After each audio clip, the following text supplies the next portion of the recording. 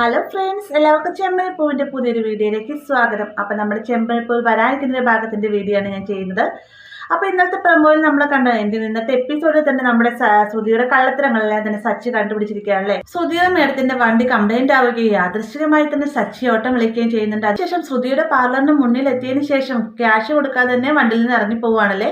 അതിന് കാരണം മറ്റൊന്നുമില്ല, അവർ ഭയങ്കര ബിസിനസ് വുമൺ ആയതുകൊണ്ട് തന്നെ പല പല കോളുകൾ വന്ന് നമ്മുടെ സച്ചിക്ക് പൈസ കൊടുക്കാൻ മറന്നു പോകുന്നത് മനഃപൂർവ്വമല്ല.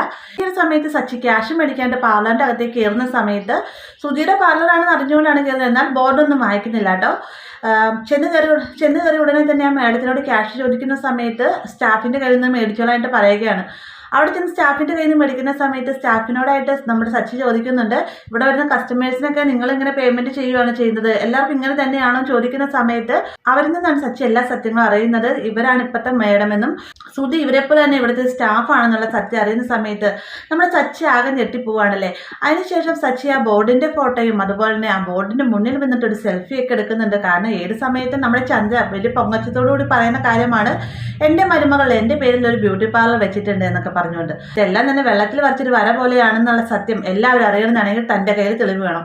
അതിനുവേണ്ടി തന്നെ നമ്മുടെ സച്ചി ഫോട്ടോയൊക്കെ എടുക്കുന്നുണ്ട്. പിന്നീട് വീട്ടിലേക്ക് ചെന്നതിന് ശേഷം ഈ ഒരു വിവരം നമ്മുടെ രവിയോടായിട്ട് പറയാണ്ട് രവിനോടായിട്ട് പറയുന്ന സമയത്ത് സച്ചി ചുറ്റും പുറം നോക്കുന്നുണ്ട്, ആരെങ്കിലും ഇത് കേൾക്കുന്നുണ്ടെന്ന് അറിയണ്ടേ. കാരണം നേരത്തെ ഇതുപോലെ തന്നെ ശ്രുതിയുടെ പ്രശ്നം ഉണ്ടായ സമയത്ത് നമ്മുടെ രവിയാണെങ്കിൽ ഉപദേശിച്ചിട്ടുണ്ട് സച്ചി പേഴ്സണൽ ആയിട്ടുള്ള കാര്യങ്ങൾ, അത് സത്യമാണെങ്കിലും കള്ളമാണെങ്കിലും അത് മറ്റുള്ളവരെ വേദനിപ്പിക്കുന്നതാണെങ്കിൽ എല്ലാവരും മുന്നിൽ വെച്ച് തുറന്നു പറയരുത്. ഒന്നല്ലെങ്കിൽ അച്ഛനോടോ അല്ലെങ്കിൽ അയാളോടോ വ്യക്തിപരമായിട്ട് സംസാരിക്കുക. അപ്പം ഇങ്ങനെയൊക്കെ പറഞ്ഞത് കാരണം തന്നെ നമ്മുടെ സച്ചി ചുറ്റും പുറം നോക്കുകയാണ്, ആരും ഇല്ലയെന്ന് ഉറപ്പ് വരുന്ന സമയത്ത് അച്ഛനോടായിട്ട് സ്വകാര്യത്തിൽ പറയുന്നുണ്ട് ശ്രുതിക്ക് ഷോപ്പില്ല എന്നും ശ്രുതി അവിടുത്തെ ഓണറല്ല എന്നും അവിടുത്തെ വെറും സ്റ്റാഫ് മാത്രമാണെന്നുള്ള സത്യം പറയുന്ന സമയത്ത് രവി ആദ്യം വിശ്വസിക്കുന്നില്ല കേട്ടോ. ഈ ഒരു സമയത്ത് നമ്മുടെ സച്ചി പാർലറിന് മുന്നിൽ വെച്ചെടുത്ത ഫോട്ടോ കാണിച്ചു കൊടുക്കുകയാണ്.